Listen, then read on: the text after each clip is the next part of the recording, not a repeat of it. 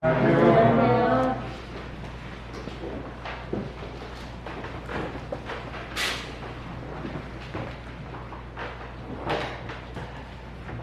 코로나로 인해서 이렇게 가정에서 주무를 예배를 드리고 또 여러 가지 특수목살 사정이 있으셨는데 오늘 또 많이 성도님들 배울 수 있게 돼서 감사가 됩니다.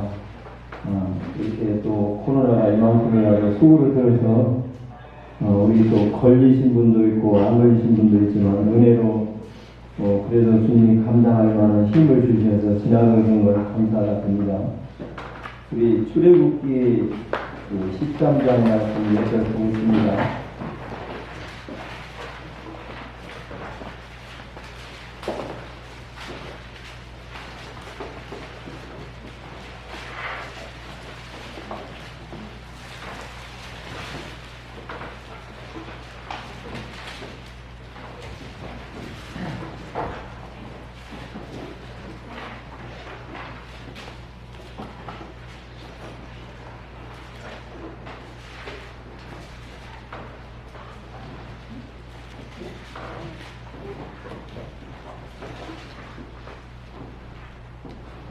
우리 14절부터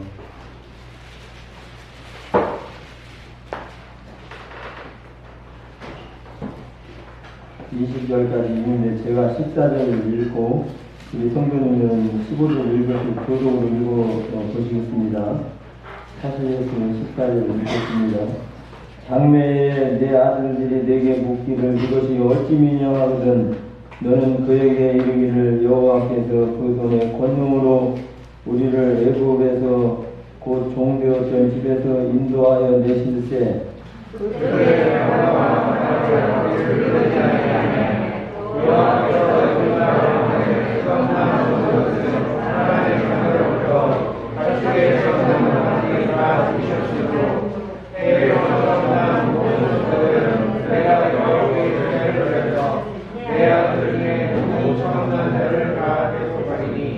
이것으로 내 손에 기어와 내 미간에 표를 삼으라. 여호와께서 그 손의 권능으로 우리를 애굽에서 인도하여 내셨음이니라 할지니라.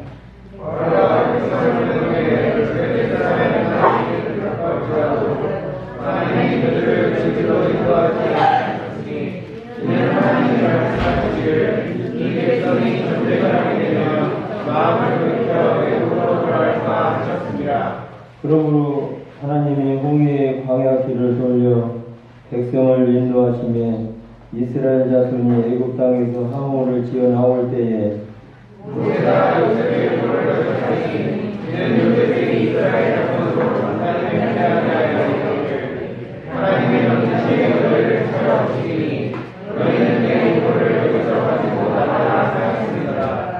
그들이 숲곳에서 바람에 발행하여 광야 곧 에담의 장막을 치니 20절까지 보게 됐습니다. 그 13장 앞절 6절에서 몇 절 제가 읽겠습니다. 6절 7일 동안 무교병을 먹고 제7일에는 여호와의 절기를 지키라.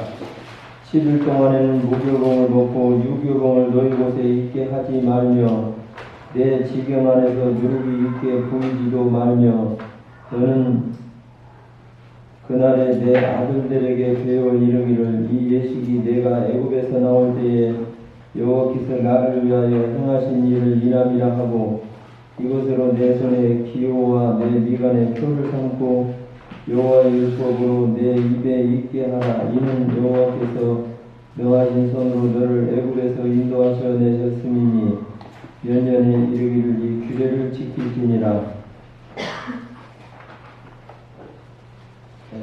몇 절 더 보게 됐습니다. 언젠가 안성을 갔다 오게 됐습니다. 그런데 안성에 남안성 안성 톨게이트에 진입을 하려고 하니까 그냥 차가 쭉 밀려가지고 톨게이트 진입하기도 전에 차량이 이렇게 늘어서 있어서 이제 길이 아주 참 시간이 많이 걸리겠다 하는 것이 이 판단이 들어서 길을 돌려주고 있습니다. 남한산 안시에서 우측으로 길이 국도가 있는데 거기에서 좀 가면 안성 IC로 이 내비가 목적지는 3번이니까 이제 인도를 해 주겠지 하고 이렇게 생각을 하고 이렇게 우측으로 방향을 돌려서 국도로 진입해서 오게 되는데 가다 보니까 길이 안성 지리도 잘 모르지만은 북쪽으로 올라가야 되는데 자꾸 동쪽으로 이 내비가 이렇게 안내를 하는 거예요. 이게 잘못된 것 같다고 이제 어디 이제 이정표가 나오면 이제 북쪽으로 다시금 이렇게 뭐 오산이라든가 송탄이라든가 이쪽을 향해서 올라오려고 이렇게 생각을 하는데 길이 없어요. 그래서 계속 이제 내비에 따라서 안내를 따라서 가다 보니까 그 길이 경기도 광주 능암 터널로 해서 용인으로 지내서 길을 밤길인데 그렇게 안내를 하는 것을 보게 됐어요. 그게 어떻게 후진도 할 수 없고 빠져나갈 수도 없고 그래서 그 가까운 길로 인해서 안내를 받기를 원했는데 오히려 먼 길로 이렇게 돌려서 이렇게 수원 시내를 거쳐서 집으로 온 적이 있었습니다만 근데 시간은 얼마 안 걸렸어요. 길이 좋아가지고 차량이 정체가 안 되고 그래서 그런 적이 있었는데 하나님께서 이스라엘 백성들을 이렇게 이 출애굽기 12장에 보면 12장 37절에서 보면 이 미리암이 라함셋이라는 곳에서 이스라엘 백성들이 이렇게 출발을 하게 됩니다. 거기에서 이제 출발을 해서 430년이라는 이 기간이 맞춰지는 날 여호와께서 그 백성을 인도했다고 말씀하시는데 그런데 이제 이 백성들에게 나오자마자 숫곳이라는 곳에 오셔서 하시는 그 하나님의 말씀이 이 너희는 초태생은 여호와의 것이다. 처음 난 짐승이든지 아들이든지 이 기념이 되게 하라 하는 말씀을 말씀하시면서 6절에는 너희는 무교병을 먹으라 이렇게 말씀하십니다.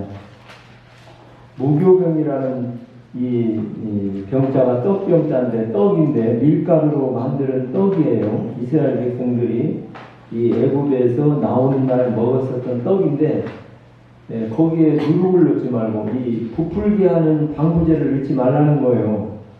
그래서 이 오늘날에는 우리 빵을 만드는데 뭐 소다를 넣든지 좋은 이런 첨가제가 있어가지고 빵이 부풀면서 부드럽게 해서 맛있게 또 당도 많이 넣고 해서 아주 고급 빵을 먹습니다만 이스라엘 백성들이 출애굽할 당시에는 형편이 그렇지를 못했어요.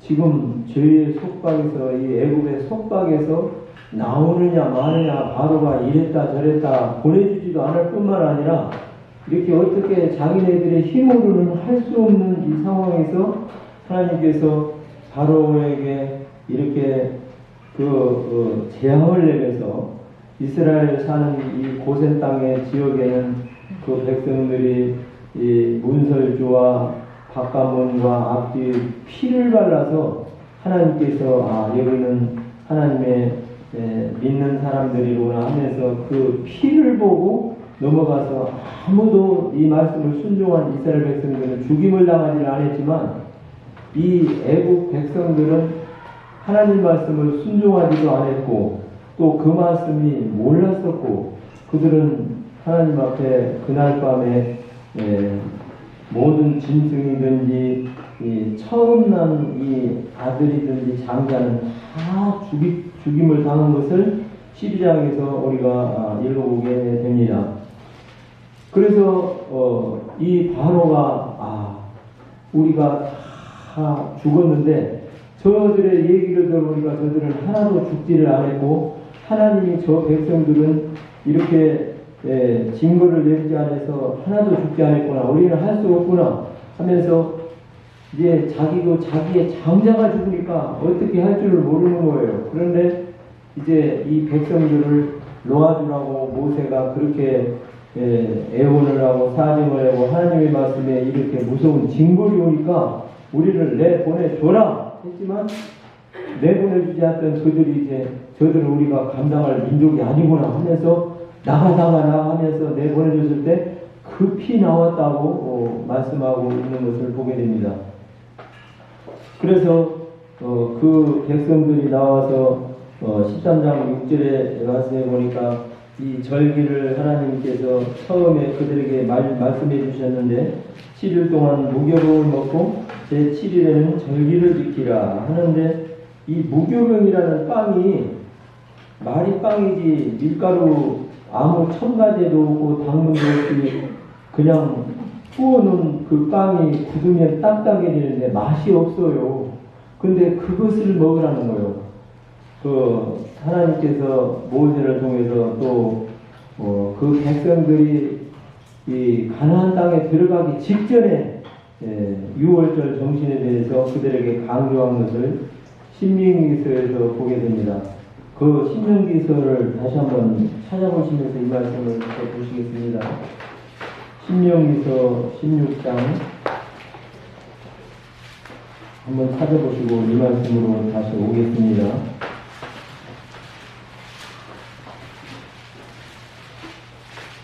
16장 1절에서 3절까지 우리 같이 한번 읽어보시겠습니다.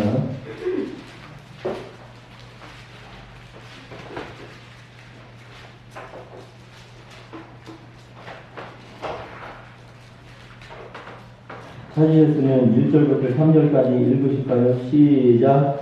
아비들을 지켜 내 하나님 여호와의 이름을 지으시고 행하라.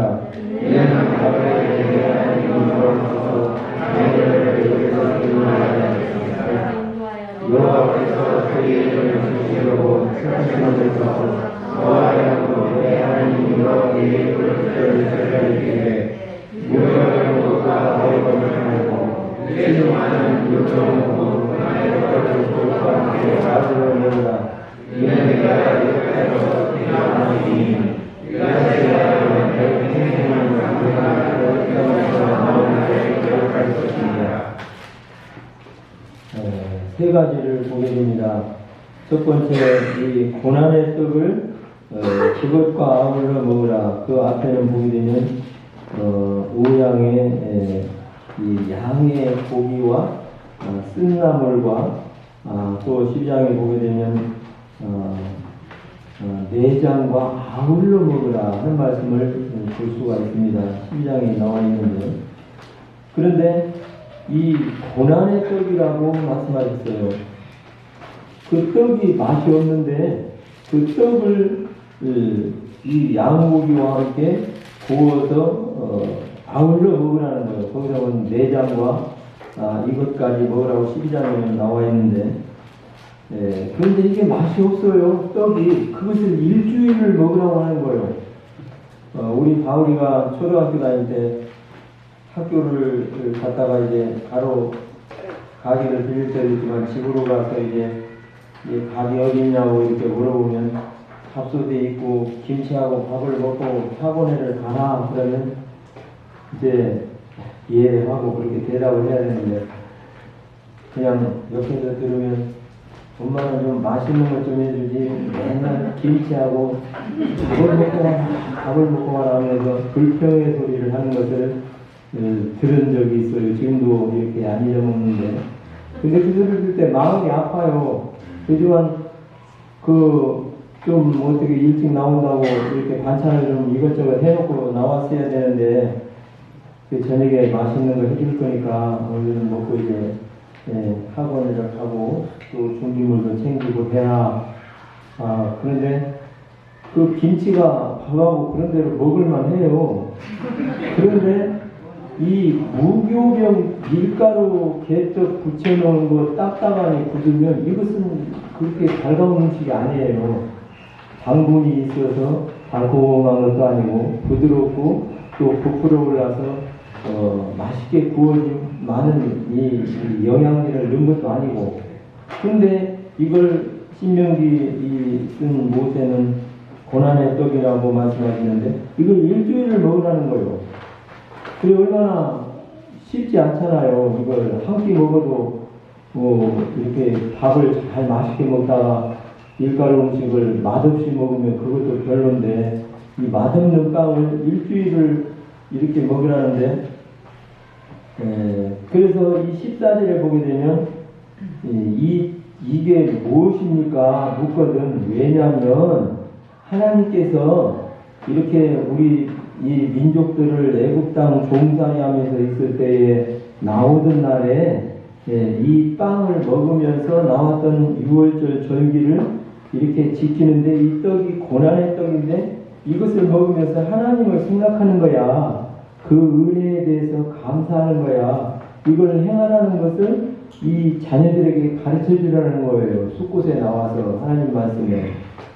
그래서 이 고난의 떡을 먹으라고 신명기에서는 이 가나안 땅에 들어가기 직전에 그 백성들에게 다시 한번 강조하고 기록한 이 말씀을 읽혀지기를 간절히 원했던 거예요. 그 다음에 보면 애국 땅에서 급속히 나왔습니다. 애국 땅에서 정신없이 나왔어요.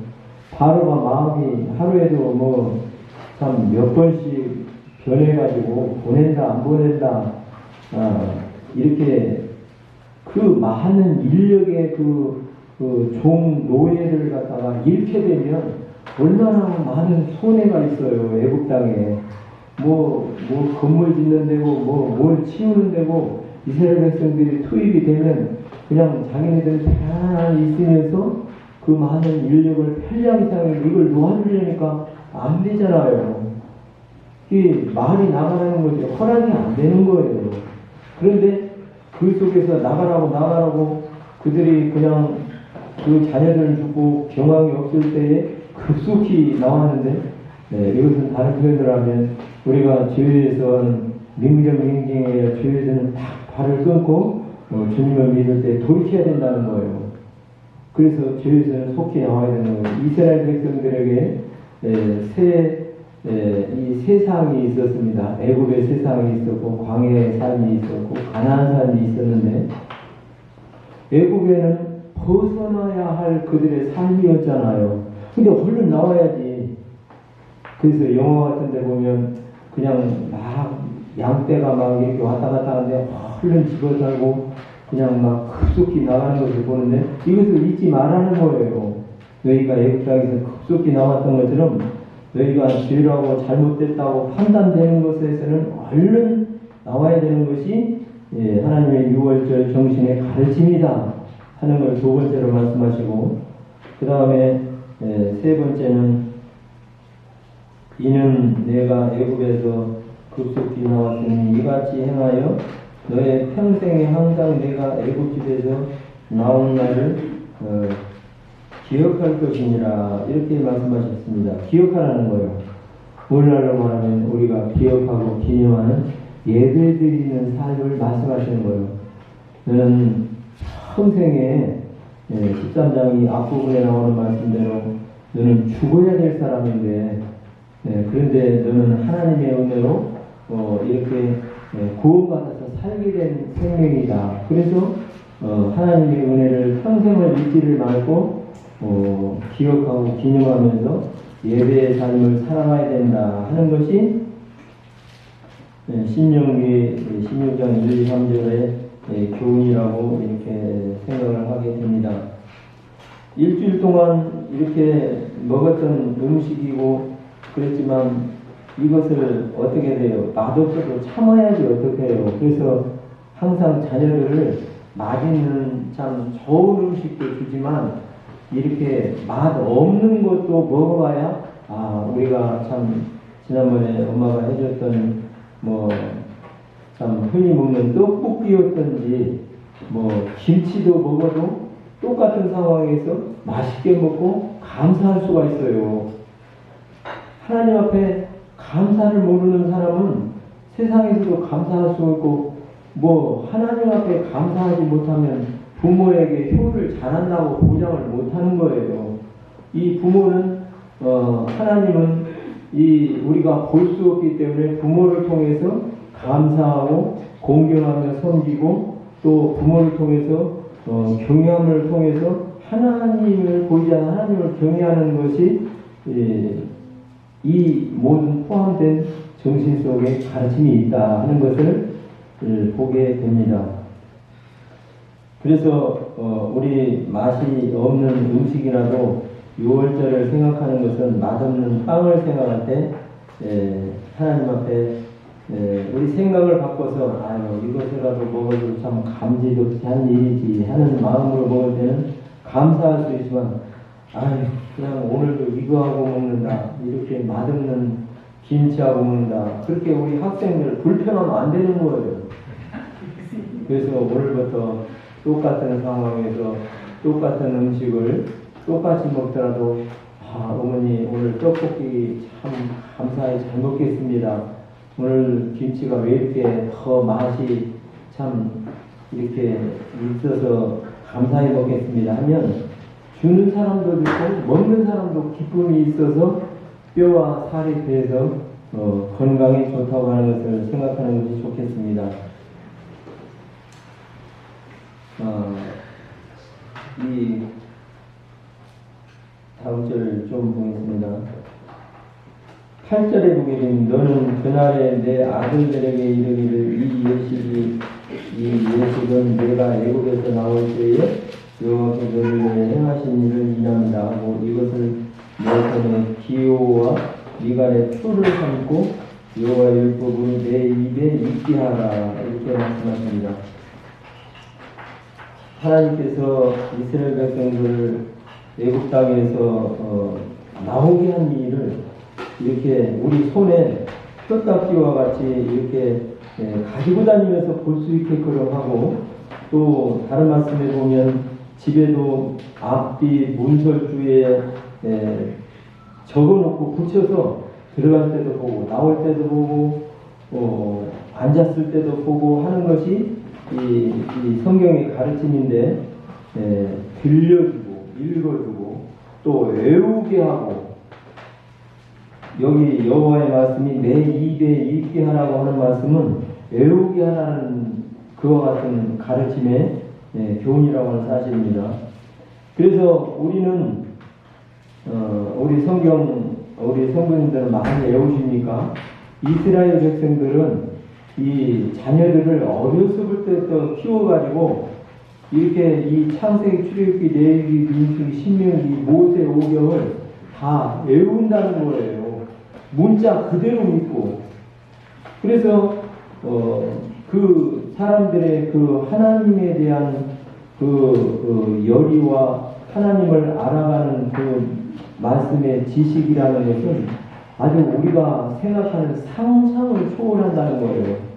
근데 하나님의 말씀이 지혜가 있어서 세계 이 노벨 평화상에 그 적은 숫자의 그 세계 많은 인구 중에 30%를 유태인이 그 상을 휩쓴다잖아요. 지혜가 여기 있고 또 그들에게 세대 차이가 없대요. 똑같은 음식을 똑같이 먹으면서 똑같은 절기를 이렇게 남녀노소 이렇게 같이 순종을 하면서 지키니까 세대 차이가 없대요. 그래서 그 백성들이 이렇게 세계에 으뜸된 이와 같은 백성으로 이렇게 살아가게 되는데 하나님 말씀에 여호와의 말씀이 내게 있게 하라. 하나님의 말씀을 애우면 애우는 대로 어느 분 말씀하시는데 치매가 안 걸린대요. 그래서 저도 지금 이거 암송을 지금 시작해야 되겠구나. 창세기, 출애굽기, 모세, 오경 중에서 한 절 외우거든요. 태초에 말씀이 있겠습니다. 태초에 하나님이 천지를 창조하자. 하나님의 가르침에 따라서 하는 것이 영적으로 좋고 우리 지식적으로 또 하나님의 영안의 눈이 더욱 넓게 크게 뜨여져서 우리에게 복이 된다고 하는 사실을 생각하면서 여호와의 말씀이 내 입에 있게 하라는 거예요. 신명기 8장에 보면 사람이 떡으로만 사는 것이 아니라 하나님의 일어나는 모든 말씀으로 사는 것이라고 말씀하시니 잘 되는 거예요. 잘 되는 거. 그래서 우리 하나님의 말씀으로 우리가 이와 같은 자들이 되기를 바라는 마음입니다.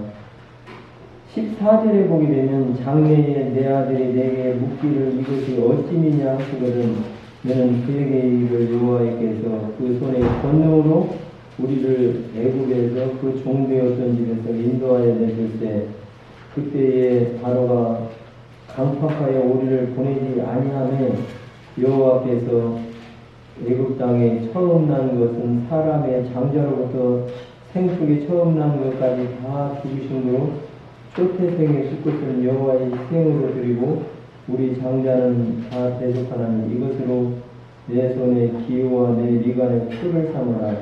여호와께서 그 손에 권능으로 우리를 애굽에서 인도하여 내셨음이니라 할지니라. 이 앞부분을 보게 되면 장자는 기념물로 삼아라. 목사님을 만들라는 얘기 아니고 너희는 다 죽어야 될 장자들이었는데 하나님께서 저 자를 살리고 그럼 둘째, 셋째는 다른 사람입니까? 그 자녀들도 하나님께고 그 짐승들도 하나님의 다 소유인데 너희는 기념하라는 거예요. 잊지 말고 살라는 거예요. 우리가 죽어야 될 백성이고 죄로부터 지옥 가야 될 백성인데 그런데 하나님께서 우리를 살리셨다는 것이 죽어야 될 때인데 우리를 살리셨다 이것을 기억하고 기념하라는 거예요. 그러니까 그 은혜를 잊지 말아라는 거예요. 우리가 은혜를 잊게 되면 어떻게 됩니까? 방종하게 돼요.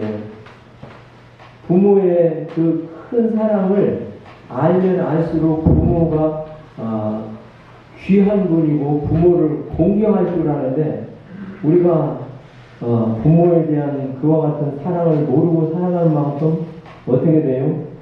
배은 망덕이라고 그러잖아요. 함부로 세상을 살 때.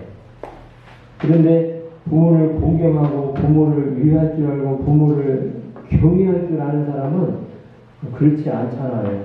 아유, 저 사람 아주 그냥 그 아주 효자상을 받았대. 우리 동네에 효자상을 받은 그 어르신네가 있는데 아주 그냥 그 사람들이 그분을 대할 때는 아주 참 경의를 표해요. 함부로 대하지를 않아요. 그 사람 참 사람이 부모를 아주 그렇게 위하더만 상변 면에서 효자상을 탔어. 우리 동네에서 그런 사람이 있다는 게 참 이게 참 자랑스러운 일이지. 또 어른들이 그 사람을 높이면서 경의를 표해요. 그런데 이 백성들이 하나님 앞에 기념하면서 첫 장자는 하나님의 기념물이라고 하면서 그걸 잊지하고 사는 거예요.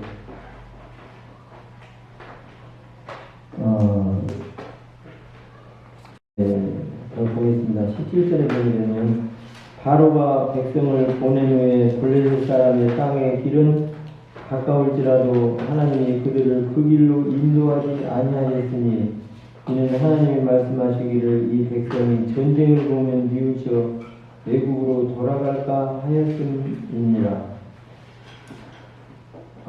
바로가 보낼 마음이 있어서 사랑의 마음이 있어서 이스라엘 백성들을 보내준 일은 아니에요. 마음은 없는데 상황이 그렇고 기분이 아니고 저희들은 하나님이라고 하는 그분이 저희들을 살려줬고 우리는 다 죽은 자가 됐구나. 저희들을 건드려서는 안 됐구나. 순간 마음이 허락이 돼서 이들을 나가버려 하면서 이렇게 보냈지만 그런데 그 마음이 바뀌었어요. 우리가 저희들을 놓아주면 얼마나 곳곳이 나라적으로 손실인가. 그러면서 그들의 생각이 미연이 있어요. 그런데 하나님께서 이 애굽 땅에서 이 가나안에 가는 길은 길이 많지가 않아요. 그런데 애굽 땅에서 블레셋 이 국경으로 해서 지나가는 이 군사 도로라는 길이 있는데 그 길은 좋은 길이에요. 근데 애굽 땅에서 출발을 해서 그 군사도를 위해서 블레셋 사람의 길로 가면 블레셋 땅에서는 자기들의 어떤 해가 될까봐 그들은 지나가는 이 어느 군대든 백성이 내버려두지 않는 거예요. 그런데 거기를 가다 보면 블레셋과 충돌을 해야 되고 전쟁을 치러야 되는데 하나님께서 우리를 아시는 거예요. 이 백성들이 전쟁을 치른 적도 없고 또 전쟁에 훈련된 백성들도 아니고 애굽에 종살이를 해서 430년 동안 그냥 종살이를 해서 애굽에서 먹고는 살았지만 전쟁을 보면 이들은 후퇴하고 많은 희생이 있을 것을 아는 거예요. 그래서 숲곳이라고 하는 곳에 갔다가 이리 가면 군사도로 해서 가나안 땅에 빨리 가는 길인데 여기는 홍해예요. 길을 돌려서 이렇게 이 광야의 홍해길로 길을 안내하는 거예요. 하나님께서. 근데 어떤 지리학자가 그것을 계산해 보니까 이 가나안 땅으로 가는 길보다 6배가 멀대요. 지리적으로. 그리고 말이 광야의 홍해길이지 홍해 앞에 가면 길이 없어요. 실상은. 근데 여기에 길이라는 말씀이 있고 돌려라는 말씀이 있는데 길이라고 하는 뜻의 그 말씀을 찾아보니까 태도라는 뜻이 있어요. 풍습이라는 뜻이 있고 이 돌린다는 건 바꾼다는 뜻인데 그래서 이스라엘 백성들이 풍습과 태도를 종으로 살던 태도와 또 풍습으로 살던 것을 바꾸어가지고 이 홍익길로 가게 하는데 이 홍익길로 가는데 말이 길이지 이 하나님이 왜 이러실지 모르겠어요. 6배나 먼 거리로 간다면 시간적으로 얼마나 손해예요.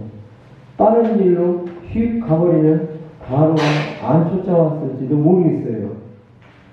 그런데 여기서 길을 돌려서 이들의 풍습을 바꾸기 위해서 이 홍해의 광야길로 비아히롯이라는 곳에 오게 됐는데 에레미야 10장에 보게 되면 우리 그 말씀 있죠. 인생의 걸음이 그 걷는 자에게 있지 않고 그 걸음을 지도하시는 하나님께 있다 하는 말씀이 있어요. 애기를 밖에다 이제 봄 날씨가 돼서 따뜻한 한가진 곳에 놓고 쫄랑쫄랑 막 그냥 이렇게 부모가 지켜서 보는데 그 애기에게 있지 않아요. 저리 가면 못 가게 하고 일이 위험한 구간이 있으면 그쪽으로 부모가 못 가게 하고 반듯하게 좋은 길에서 쫄랑쫄랑 잘 놀게 하는 것이 부모들 마음인데 길은 나쁘고 이렇게 어려운 환경에 내몰리게 되는 것 같다 할지라도 그 걸음이 하나님께 있다고 에레미야서에 말씀하고 계시는 거예요. 그래서 룻기서에 보게 되면 그 룻이 우연히 그 보아스의 밭에 이르러서 이삭을 줍는 것을 우리 마술상에서 들었죠.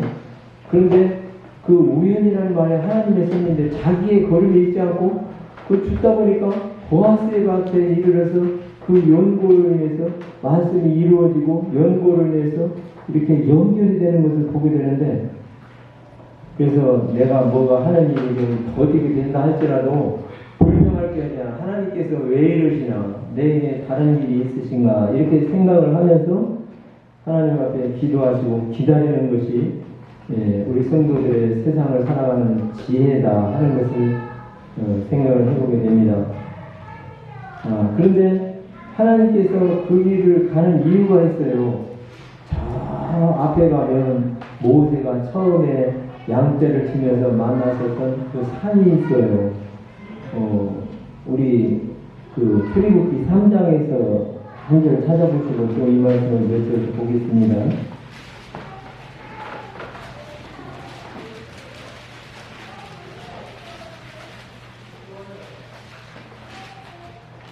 출애굽기 3장 12절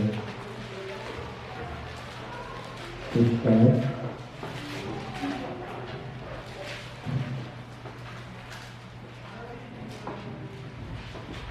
(3장 12절) 찾으셨으면 우리 성도님들 한 목소리로 읽어보겠습니다.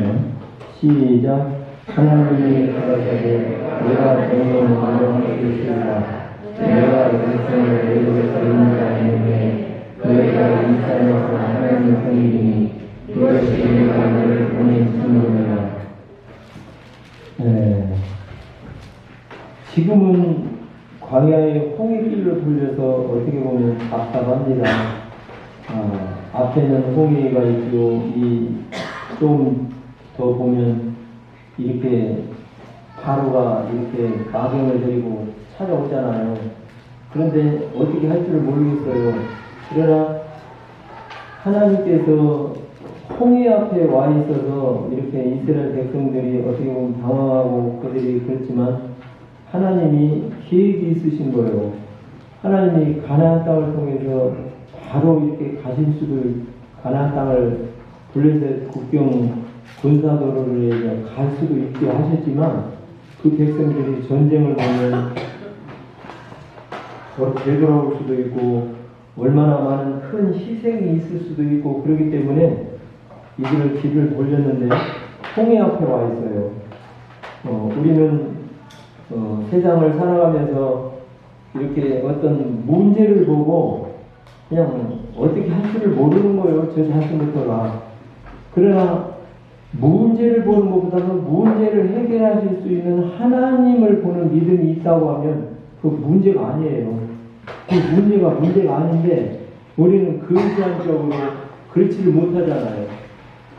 그래서 전도서에 보게 되면 그리스도인들은, 믿는 사람들은 영혼까지 보는 시선이 있다 이런 말씀이 있는데 우리가 근시안적이 아닌 원시안적인 일을 멀리 볼 수 있는 하나님의 안목을 볼 수 있는 이런 영적 시야를 본다면 좋은데 당장 내 앞에 있는 것만 보니까 그냥 우왕, 좌왕, 안절, 구절 그냥 어떻게 할 줄을 모르는 이런 경황으로 그냥 혼란스러워 하잖아요.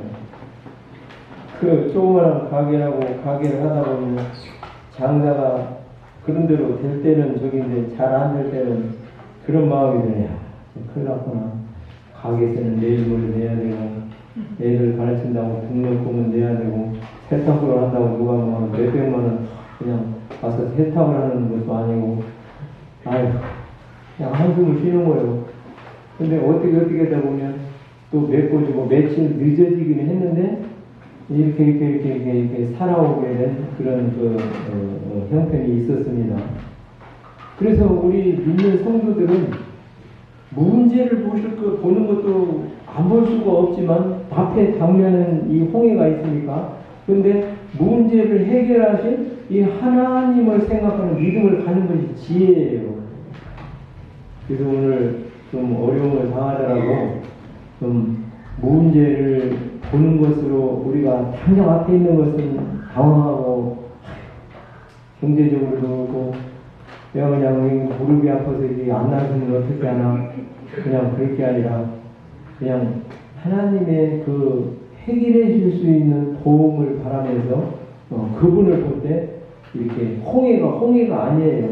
사람으로 봤을 때는 홍해가 그렇지만 하나님이 봤을 때는 야 홍해야 야 바람아 홍해를 좀 이렇게 불어서 홍해를 갈라라. 그냥 말씀이니까 하나님은 말씀이니까 그냥 가르는 거예요. 야 문제를 좀 해결을 해라. 그러면 해결이 되는 거예요. 그 하나님을 소망의 하나님으로 보는 것이 좋겠습니다. 그래서 그 백성들이 이 앞에 와서 우왕좌왕하고 있습니다만 그러나 하나님의 말씀은 그게 아니었고 하나님의 아까 읽은 말씀대로 그 위로 가야 되기 때문에 이 하나님의 말씀을 섬기는 이 시내산의 3장 12절에 가야 될 이 진로가 있기 때문에 그렇다고 하는 사실이에요. 그 뒤에를 한 절을 더 보겠습니다.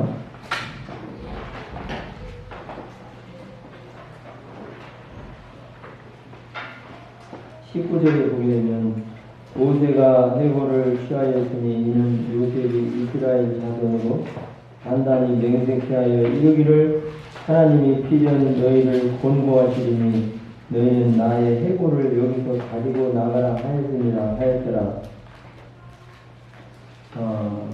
이 요셉이 애굽에 이렇게 참 어렵게 내려왔습니다. 이렇게 형들의 참 창세기에 나오는 대로 형들의 그 악한 음모로 인해서 종으로 팔려와서 이렇게 애굽에 거기도 감옥 생활을 하면서 그냥 원치 않는 자신은 아무 잘못이 없는데 이와 같은 룰을 써서 종살이를 하는가 하면 바로의 꿈을 해몽을 해서 바로의 눈에 들어서 그는 이제 총리가 되는 이와 같은 상황을 보게 되는데 그런가 하면 이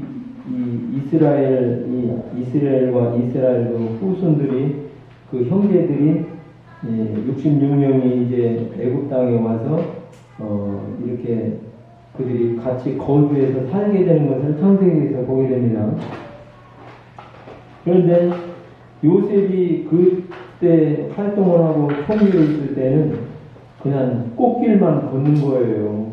그냥 가는 곳마다 그냥 금이 환향이었고 또 하나님이 주신 지혜로 하는 정치와 모든 정책에 대해서 제시하는 것마다 그냥 전부 다 그냥 하나님의 특별한 지혜를 주시고 그래서 다 아주 일방통행으로 찬성해요. 그러면 이 요셉은 여기가 좋사오냐면서 그냥 참 내가 살 곳은 여기다 그렇게 생각할 수가 있지 않습니까? 그런데 이스라엘 백성들에게 자신의 유언을 하는 거예요.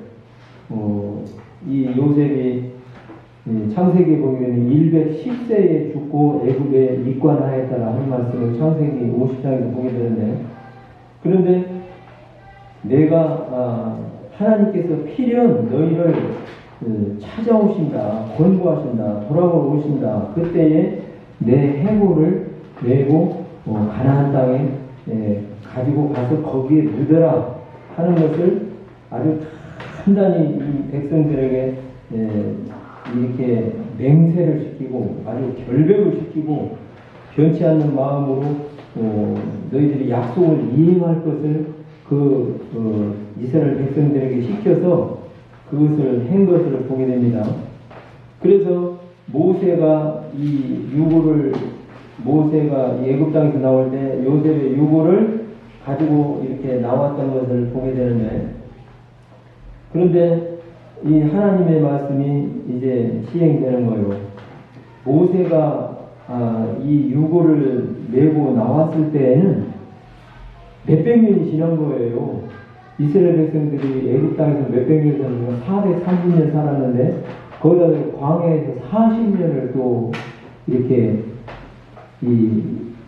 거류했잖아요. 방황했잖아요. 머물렀잖아요. 그러니까 엄청 사는 거예요.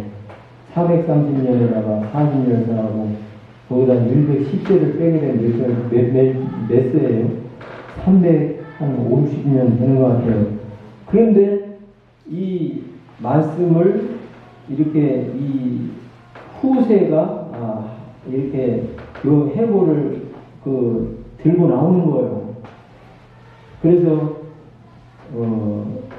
우리 믿는 성도들은 지금 이 땅에 살지만 저 하늘에 소망을 두고 살아야 된다 하는 것을 생각하게 되는 거예요. 유골이고 저 하늘로 가는 것은 아니겠습니다만 이 요셉은 너희들이 지금 이렇게 우리가 이렇게 사랑받으면서 애굽에 가는 곳마다 이렇게 좋은 대접을 받아 살지만 여기가 사는 영원한 곳은 아니다. 우리가 사는 곳은 가나안 땅이다. 너희가 그때 내 해골을 메고 가라. 그랬는데 해골을 메고 나왔습니다. 광야에 40년을 거쳐서 나중에 어떻게 되나 우리 여호수아 24장 32절을 한번 찾아보겠습니다.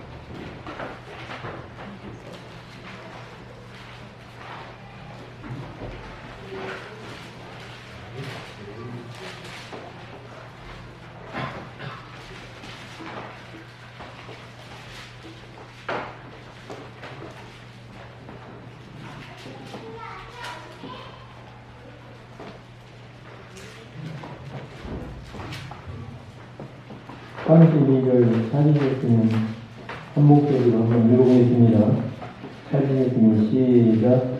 이스라엘 자손이 애굽에서 이끌어온 요셉의 뼈를 세겜에 감사했으니 이곳은 요셉이 세겜에 아직 하모의 자손에 금 100개를 주고 산 땅이라. 그것이 요셉 자손의 기업이 되었더라. 자기 아버지가 산 땅에 12지파가 기업을 받았는데 요셉 지파 땅에 받은 그 기업의 땅에 이 요셉이 유골이 거기에 묻히게 됐습니다. 선영, 요새 말로 선영이 묻히게 된 거예요. 자기 조상의 땅에.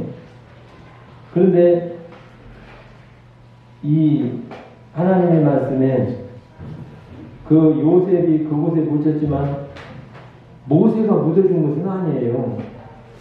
그리고 요셉이 살아있을 때 자기가 자기를 묻는 걸 본 것도 아니고 누가 했습니까? 후세대가 했어요. 후세대. 그래서 그 후세대가 그 요셉의 해골을 자기 선영에 묻어서 이게 묻히게 되는데 우리 하나님을 믿는 사람은 이러한 자세가 돼야 된다 하는 그와 같은 것을 생각하게 되는 거예요. 선영에 묻혀서 선영이 아니라 이 가나안은 이제 상징적으로는 또 하늘나라를 생각할 수도 있잖아요. 모세가 가나안 땅으로 인도하는 것은 모세가 이 믿는 자녀들을 하늘나라를 인도하는 이와 같은 영적 교훈을 우리가 또 생각하게 되지 않습니까? 그래서 하나님을 믿는 사람들의 이 자세가 되어야 된다, 이러한 자세여야 된다 하는 것을 제 나름대로 생각을 하게 됩니다. 그런가 하면 이 가나안 땅에 들어와서 그들을 위해서 한 일이 누구예요? 우리 후세대예요. 모세 세대 아니에요. 모세도 죽었고 여호수아도 죽었습니다. 그 후세대가 이 하나님의 사명을 이어서 하는 것을 보게 되는데, 우리가 여기서 생각할 수 있는 것은 우리 자녀들에게 무엇을 물려줘야 되겠어요? 신앙의 이 기업을 물려줘야 되겠습니다. 잠언서에 보게 되면 의인의 사람은 자자 손손에게 미친다고 우리 믿는 성도들의 사람이 뭐예요? 이 신앙의 유산을 물려줘야 된다 하는 것을 우리가 믿음으로 받아야 되겠습니다. 그래서 우리 후손이 잘 돼야 요셉의 뼈도 제대로 묻고 그러지, 그 민족들이 중간에 흐지부지 전쟁을 해서 흩어지고 함께 사는 공동체가 형성되지 아니했다고 한다면 그 뭐 나라도 없이 그냥 그렇게 그냥 다른 민족들과 그냥 같이 합해서 그 다른 말로 하면 뿌리가 없이 되는 거예요, 그냥. 그런데 하나님께서 그 백성들을 사랑하셨고, 또 요셉은 하나님 앞에 꿈의 사람이었으면 그 꿈이 이루어졌어요. 그 믿음대로 되었어요. 그래서 우리가 오늘 현실을 사는 우리들이 참 세상이 어렵고 그렇지만 이 믿음의 유산을 자녀들에게 잘 물려줄 때 그 의인의 사람을 자자 손손에게 미친다고 하는 그 축복이 우리 후세대에 주어지는 하나님의 축복이, 약속의 축복이 이루어진다 하는 걸 믿음으로 가야 되겠다 하는 생각이 들었습니다.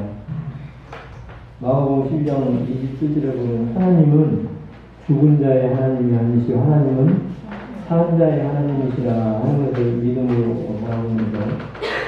우리도 이와 같은 믿음으로 하나님 앞에서 축복도 받고 신앙의 유산도 자녀들에게 잘 전수돼서 우리 세대만이 아니라 우리 후세대도 잘 되는 우리 안산동목교의 모든 우리 성도님들의 가정이 되었으면 좋겠습니다. 이상입니다.